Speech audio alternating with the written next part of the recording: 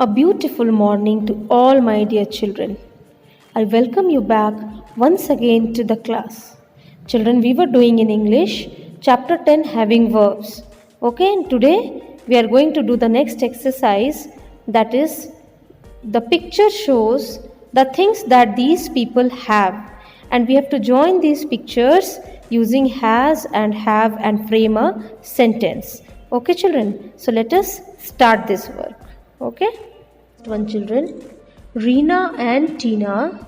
Now here you can see there are two persons, two girls.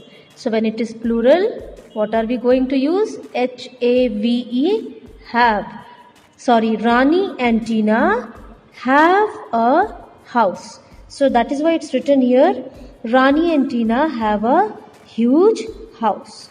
Okay, next B number, just see Rohan. Now Rohan is name of one boy. So with one, what are we going to use? With singular nouns, we will use H-A-S, has. So Rohan has a cricket kit. So that you write over here and put full stop. Next is the rhinoceros has a powerful horn, because name of one animal. So you will write H-A-S, has. Next D number, the Taj Mahal. Here we are talking about one monument, children. So when one building or one monument we talk about, we are going to use H-A-S, has. So the Taj Mahal has 4 minarets. So this you have to write over here. So this you do in your book, page number 54, in very good handwriting. Okay, follow the proper cursive writing pattern. And you have here use of had, children. This we are not going to do. This you put across and we will omit this. Okay, you will only do use of has and have. Okay, children. So this is your assignment. You do it in your English grammar book. And we are going to start a poem in your Hues Semester 2 book, that is the Squirrel.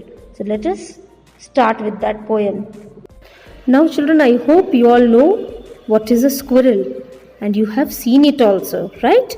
You must have seen a squirrel near the trees, moving around the trees, hopping and jumping over there. So children, a squirrel is a small animal that basically lives on trees. Some live on grounds also, but these squirrels, they live on trees and they eat fruits, seeds and nuts.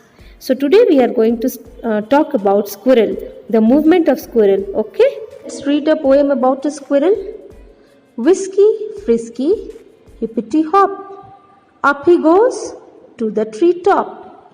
Whirly twirly, round and round, down he scampers to the ground.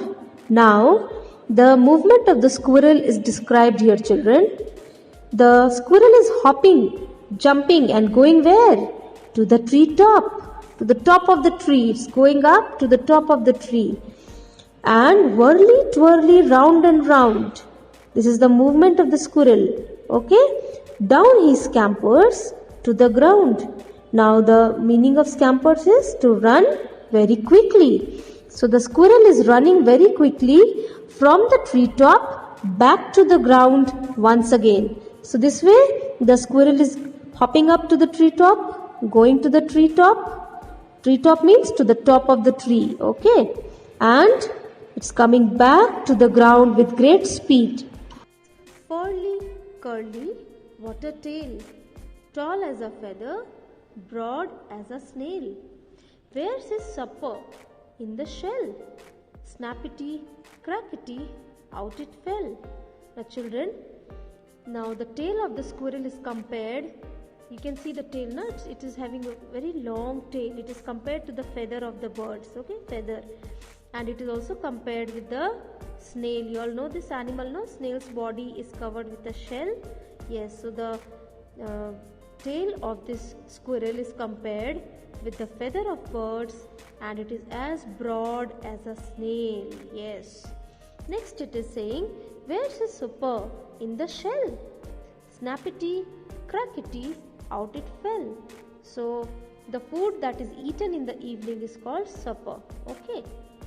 So the squirrel is going to eat its food, the evening meal, and it is trying to break or crack the nut.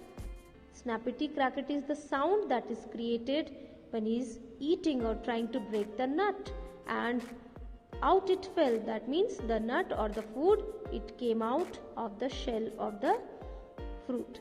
Okay, so this is the poem describing the movement of the animal, the body of the animal, how it is eating the food.